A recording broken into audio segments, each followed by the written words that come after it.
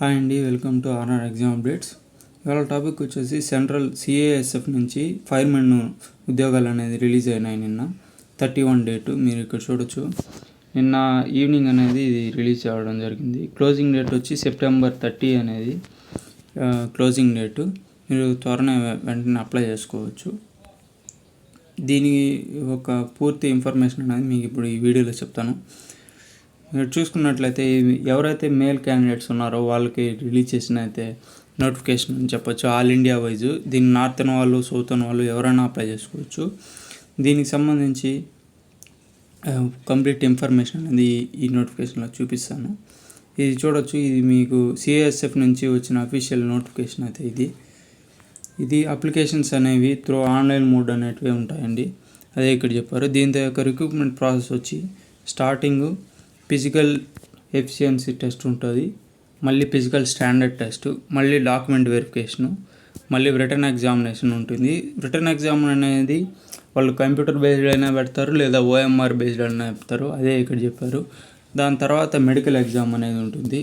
మళ్ళీ medical review తర్వాత మీకు మెరిట్ లిస్ట్ అనేది రిలీజ్ చేసి వాళ్ళ యొక్క కేటగిరీ వైజ్ ఎక్కడెక్కడ పోస్టింగ్ ఇవ్వాలో అక్కడ పోస్టింగ్ అనేది ఇస్తారు. దీంతో రిటర్న్ ఎగ్జామ్ అనేది only English and Hindi languages మాత్రమే ఉంటుందండి. మీరు అప్లై అయ్యేటప్పుడు ఒకసారి లాంగ్వేజ్ అనేది కరెక్ట్గా చూసుకోండి. నెక్స్ట్ వచ్చి చెప్తానండి మీకు. పే స్కేల్ వచ్చి వీళ్ళ యొక్క శాలరీ అనేది పే లెవెల్ 3 నుంచి స్టార్ట్ అవుతుందండి. 21,700. ఇది అన్ని పే ఆర్మ్డ్ ఫోర్సెస్లో అంతా స్టార్టింగ్ 21,700 నుంచి స్టార్ట్ అవుతుందండి. వాళ్ళ యొక్క ఏరియాస్ బట్టి అలవెన్సెస్ అనేవి చేంజ్ అవుతూ ఉంటాయి. దీన్ని బట్టి వ్యాకెన్సీస్ అనేవి ఇక్కడ చూపిస్తున్నారండి. స్టార్టింగ్ ఆంధ్రప్రదేశ్ నుంచి ఎంటైర్ స్టేట్కి 27 పోస్ట్స్ అనేవి ఇచ్చారండి. మళ్ళీ దాంతో నక్సల్ ఏరియాస్ కూడా కొన్ని ఉంటాయి. దాంతో అన్రిజర్వ్ నుంచి 2, ఈడబ్ల్యూఎస్ నుంచి 1, ఎస్సీ నుంచి 1, ఓబీసీ నుంచి 1, మొత్తం 5. అండ్ నక్సల్ ఏరియాస్ ఇది మొత్తం కలుపుకొని 32 పోస్టులు అనేది ఇవ్వడం జరిగింది. ఇలా మొత్తం అరుణాచల్ ప్రదేశ్, అస్సాం, బీహార్, ఛత్తీస్గఢ్ ఇలా ఆల్ ఇండియా వైజ్ మొత్తం వ్యాకెన్సీస్ అనేది ఇవ్వడం జరిగింది. మొత్తం మీకు వ్యాకెన్సీస్ చూసుకున్నట్లయితే 1130 పోస్టులు అనేది ఇవ్వడం జరిగింది. ఇవి మళ్ళీ మీరు ఎగ్జామ్ రాసి మీకు రిజల్ట్స్ వచ్చే లోపల వ్యాకెన్సీస్ అనేవి పెరగచ్చు, తగ్గచ్చు. ఇది అఫీషియల్గా మళ్ళీ అనౌన్స్ అనేది చేస్తారు. దానికి సంబంధించి ఇంకా దీనికి వచ్చేసినట్లయితే సిఎస్ఎఫ్కి ఎడ్యుకేషన్ క్వాలిఫికేషన్ వచ్చి 12th క్లాస్ పాస్ అయి ఉండాలి. దానికి సంబంధించి ప్లస్ దాంతోపాటు 12th క్లాస్ అనేది మీరు విత్ సైన్స్ సబ్జెక్ట్లో మీరు సైన్స్ సబ్జెక్ట్లో అనేది ఖచ్చితంగా తీసుకొని ఉండాలండి 12th. దీంతో అండ్ ఇంక ఏజ్ లిమిట్ వచ్చామంటే ఏజ్ లిమిట్ వచ్చి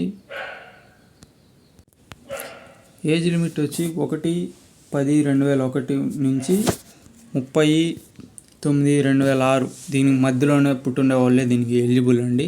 దానికి అంటే ఎక్కువగా ఉన్నా లేదా దానికంటే తర్వాత 2000 సంవత్సరంలో ఉన్న వాళ్ళకి తీసుకోకూడదు. దీంతో ఎస్సీ అండ్ ఎస్టీ వాళ్ళకి ఏజ్ రిలాక్సేషన్ అనేది 5 years అనేది ఇవ్వడం జరిగింది. ఓబీసీ వాళ్ళకి 3 years అండ్ ఎక్స్ సర్వీస్ మ్యాన్కి 3 years అనేది ఇస్తారు.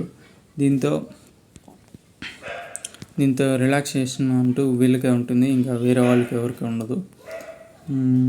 అండ్ మీకు ఇంకా చూపిస్తానండి.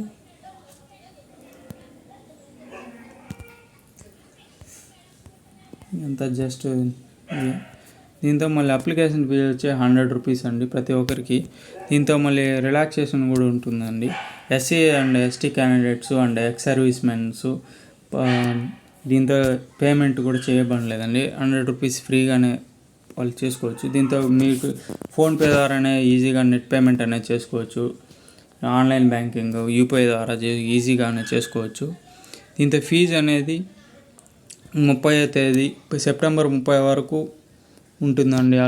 దాని లోపలే మీరు ఫీజు అనేది పే చేసుకోవాలని ఉంటుంది. దానిపైన చేస్తే మీకు అది పడదు.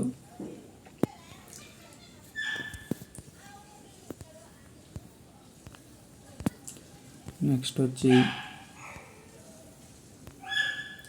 ఈ రిక్రూట్మెంట్ ప్రాసెస్ అండి.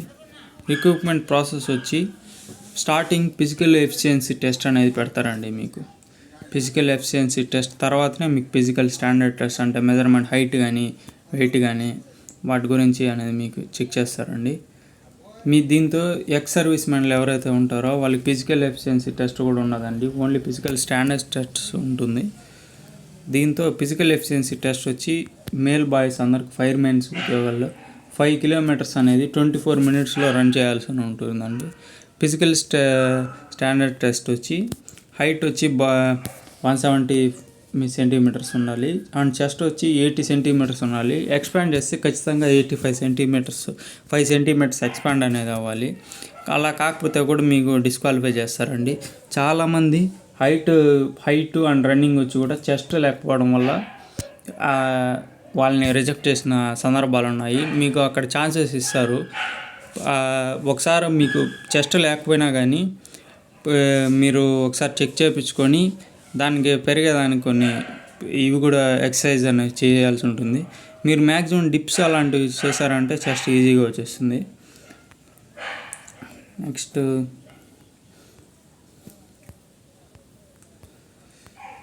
రిటర్న్ ఎగ్జామ్ అండి. దీంతో రిటర్న్ ఎగ్జామ్లో వచ్చి పీఈటీకి ఎవరైతే PET and PHT and document verification అయిపోగానే మీకు రిటర్న్ ఎగ్జామినేషన్కి ఈ అడ్మిట్ కార్డులు అనేవి మళ్ళీ వదులుతారు. దానికి కంప్యూటర్ బేస్డ్ ఉంటే కంప్యూటర్ బేస్డ్ లేదా ఓఎంఆర్ అంటే ఓఎంఆర్ పెడతారు. మీకు 100 మార్క్స్ అనేది ఎగ్జామ్ జరుగుతుంది. దాంతో మీకు 100 క్వశ్చన్స్ ఉంటాయి. జనరల్ ఇంటెలిజెన్స్ నుంచి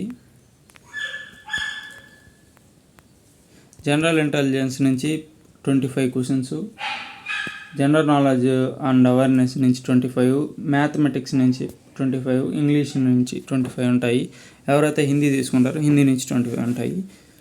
దీనికి అలోవేషన్ టైం 120 మినిట్స్ అండి. ఆ 120 మినిట్స్లో మీరు ఎగ్జామ్ అనేది కంప్లీట్ చేయాల్సి ఉంటుంది. దీంతో నో నెగిటివ్ మార్కింగ్ అండి. మీకు అన్ని క్వశ్చన్లకి అటెంప్ట్ చేసినా ఏం కాదు. ఈ ఎగ్జామ్ అనేది నో నెగిటివ్ మార్కింగ్ అనేసి వీళ్ళు చెప్పినారు.